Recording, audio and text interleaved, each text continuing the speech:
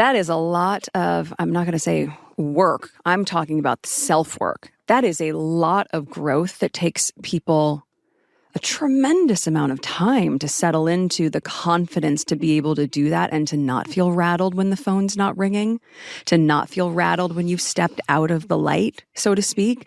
But as you step out of the light, you're actually stepping into your own light in a different way and creating space for someone else to be in the light, which is probably the larger purpose of all of us being here. The constant need to sort of be raw seems to be something that Meghan projects at the moment in a way to separate herself from the headlines and the way that she's perceived by commentators. I think she continually tries or has demonstrated that she wants as much of the real Meghan to be on display. So any confession about any sense of vulnerability or the pressures or whatever goes on is part of her narrative now, in terms of having to feed this machine, to always sort of be on. And of course, what we don't really see, despite the choreographed sound bites, if that's not a mixed metaphor, is who this real person is. And I think this is where we struggle, because it fluctuates.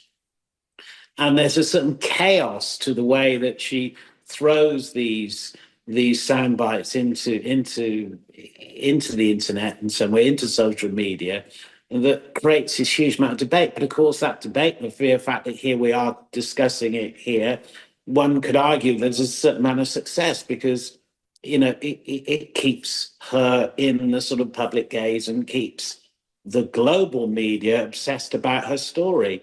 And while she has that level of notoriety, there's always a business deal to be done with the algorithm. You couldn't describe Meghan as a successful entrepreneur. She was a accredited actress who married his royal family, and the rest is history. But we're seeing more and more now about leadership in social media and certain people who want to sort of give back. And of course, one of the key areas is our focus in a very disrupted world now, where, employment isn't what it was, that, you can, learn from entrepreneurs, because everybody's got a side hustle. Everybody wants to take control of their lives, their careers, how they go about making money through the gig economy, whatever. And so people want to hear from those sort of people that are successful. So they have such power now that, of course, Meghan exploring or trying to understand that power obviously reflects on her.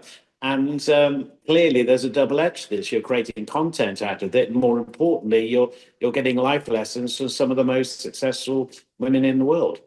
The point, arguably, she's making is just to remain in the zeitgeist, is to remain relevant, is to remain someone who can generate headlines. And she has a remarkable team about her, I'm sure, giving her certain guidance in that field, because it's a chaos theory. It's about generating conversation and headlines. And that's what she does. And that's what she needs to do, because of all the negative publicity that surrounds her. You've got to grab hold of any sort of thread that gives you notoriety and some brighter light shining on you in terms of some of the huge amount of sort of negativity that's dumped on her. The most powerful man in the world is the President of the United States. He has made a career of constantly predicting his own truth, his own recommendations. And is that not world we live in at the moment? It's full of contradictions. What we say 1 minute and what we dismiss, well, our new truth the next minute seems to be the way the world sort of revolves at the moment. And until we actually have a better grasp of critical theory around what we're truly hearing, what we're truly saying, this constant pivoting from people, who, are grabbing hold or looking for power seems to be the methodology of actually building your brand, maintaining power. We are full of contradictions. Whether it's the President of the United States or Meghan Markle, it is all about noise now, and noise is one through, but what are the cut through messages? And I don't think we've seen that with Meghan at the moment, because everything seems to be the next thing that's thrown against the wall, hoping it will stick.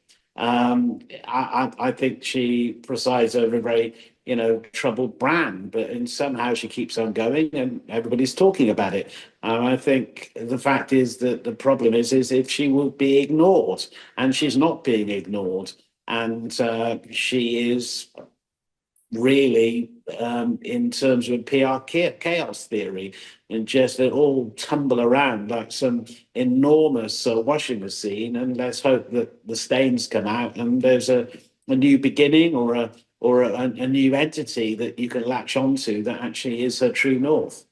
I think every celebrity in the 21st century is hanging on to a desperate need to be famous and to maintain that fame because it is so fleeting. And many occasions is not particularly hard earned. You're a large personality, can generate a huge Instagram following. How do you stop being boring? And again, what did Trump say? Everybody needs a little crazy. But the problem is about staying, not just staying at the top, remaining famous, but also dealing with that fame in a highly cruel and critical world, that feast on every mistake you make and are not particularly that interested in positivity. Because as we know, negativity drives much of the social media platforms.